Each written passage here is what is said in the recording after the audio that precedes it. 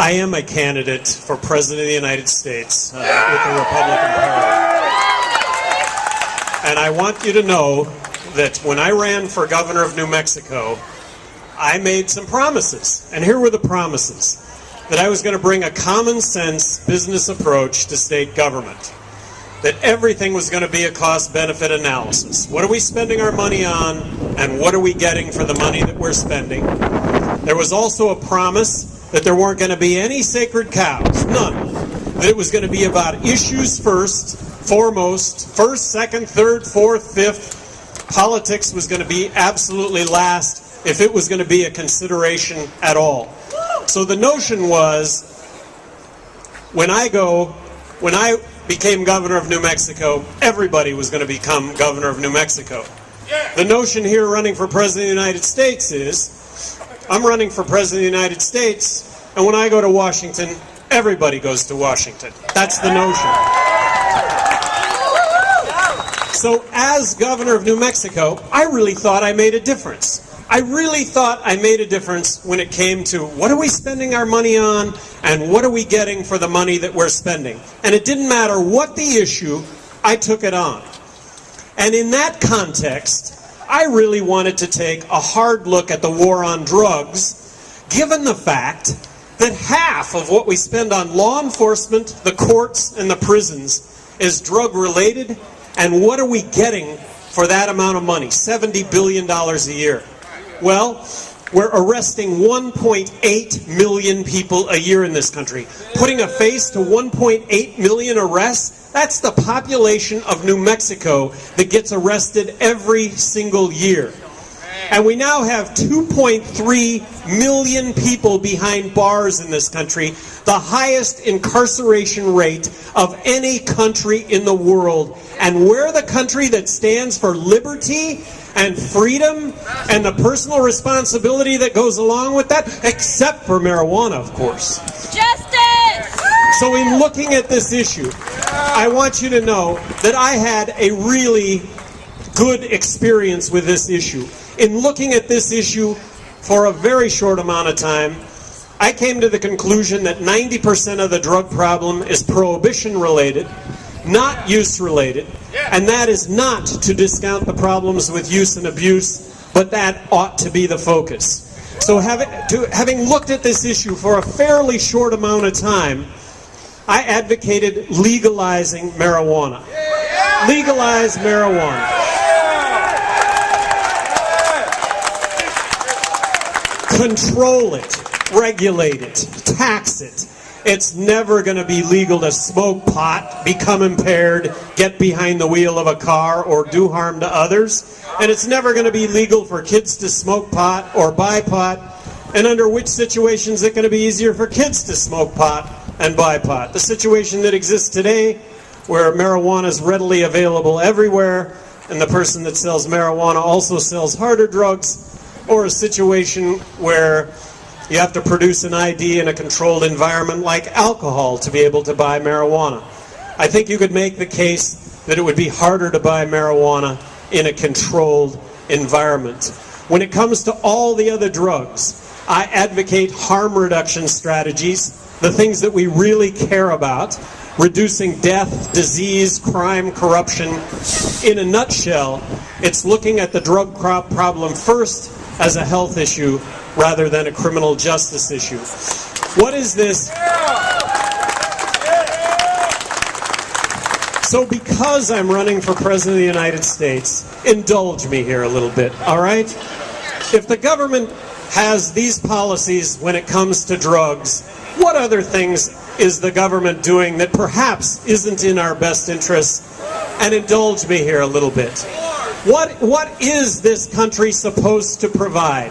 This country is supposed to provide a level playing field for all of us to go from having nothing to having everything if we're willing to work hard and innovate.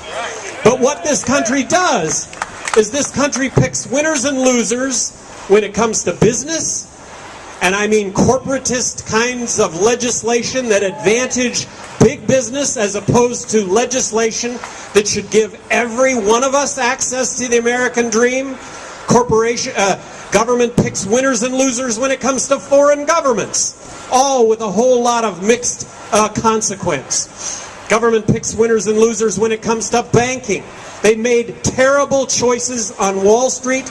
Those that made terrible choices should have suffered the consequences of those terrible choices, as opposed to us bailing them out.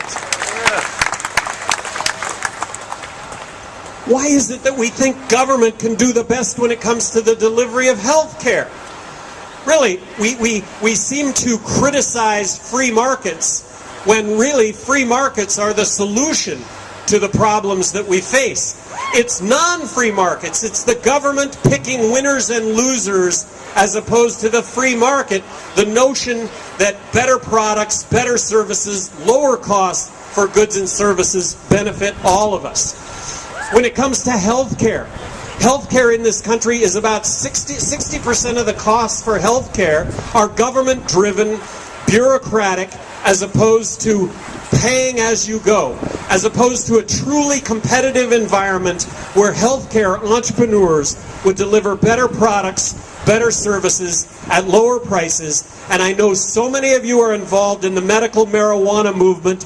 In a nanosecond, you can recognize that medical marijuana as an alternative to prescription painkillers would not only make a huge difference, but save a huge amount of money.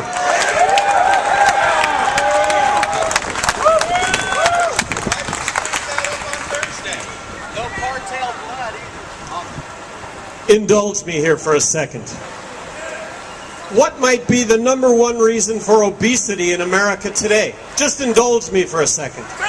Is it farm subsidies and the fact that we're subsidizing corn and that we've invented a million different ways to consume corn?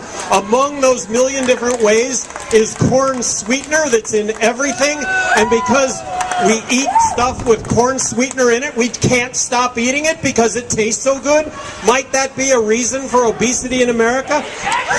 It's in everything, and government may be the culprit for why it's in everything. When it comes to wars, when it comes to our military, we should provide ourselves with a strong national defense. That would be for countries, that would be for individuals that would raise arms against this country. I was opposed to Iraq from the beginning. I thought we had the military surveillance capability to see Iraq roll out any weapons of mass destruction.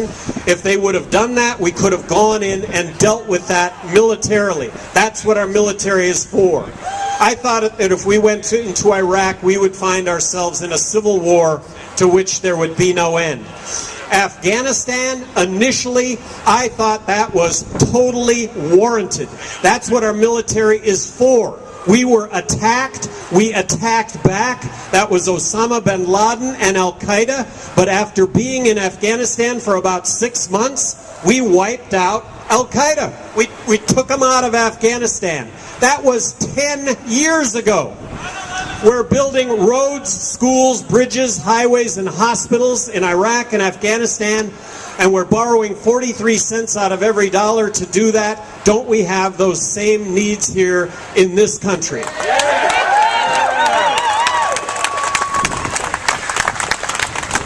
I'm in an environment right now where I have to post a paper on everything as it comes down. And by the way, I like it. That's why I'm doing this. This is a blood-boiling kind of occupation here, getting to be a political activist, getting to run for President of the United States.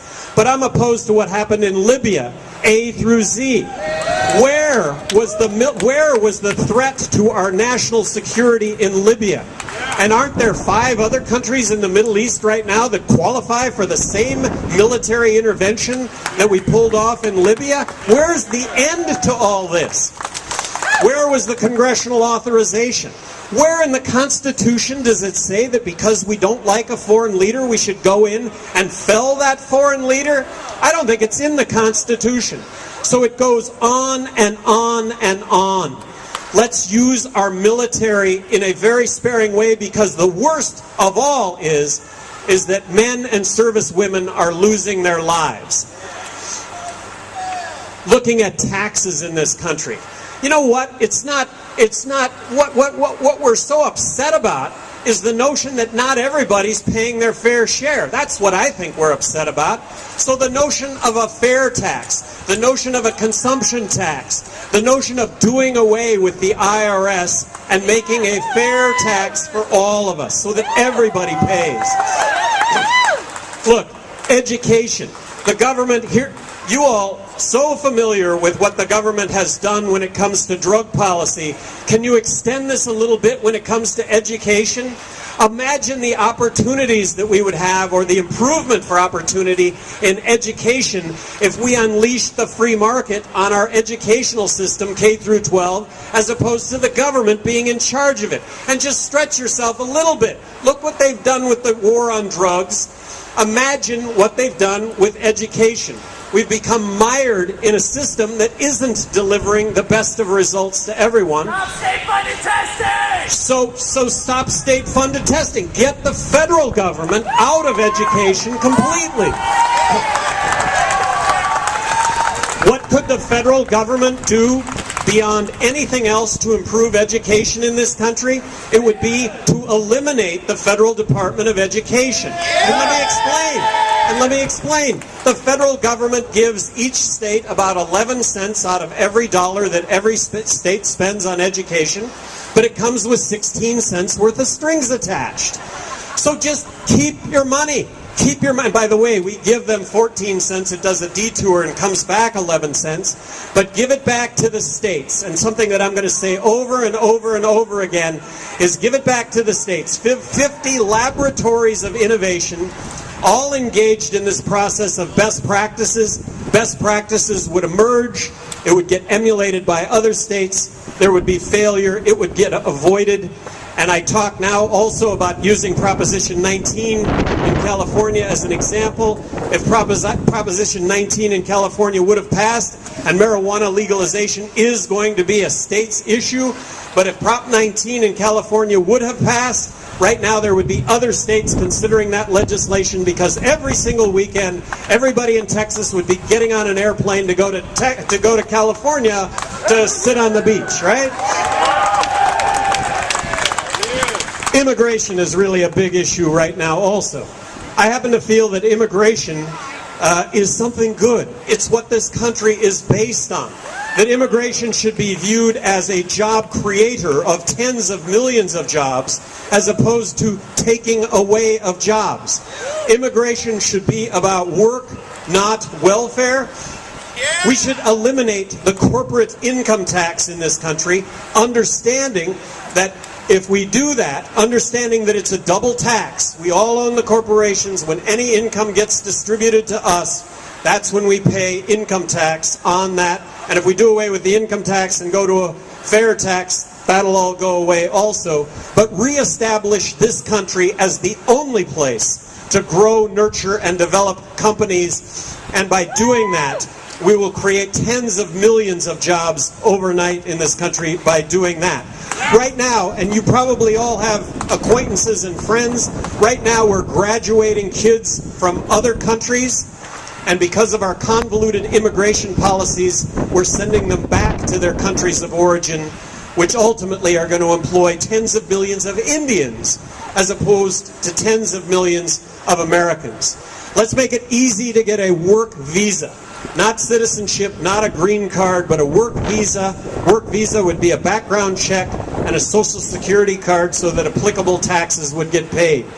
Recognize that the number one reason that we have 11 million illegal immigrants in this country is the government that has made it impossible to get a work visa. So because they've made it impossible, and because Mexicans recognize that if they can get across the border, they can get a job, but they can't get a work permit, so they have to cross illegally.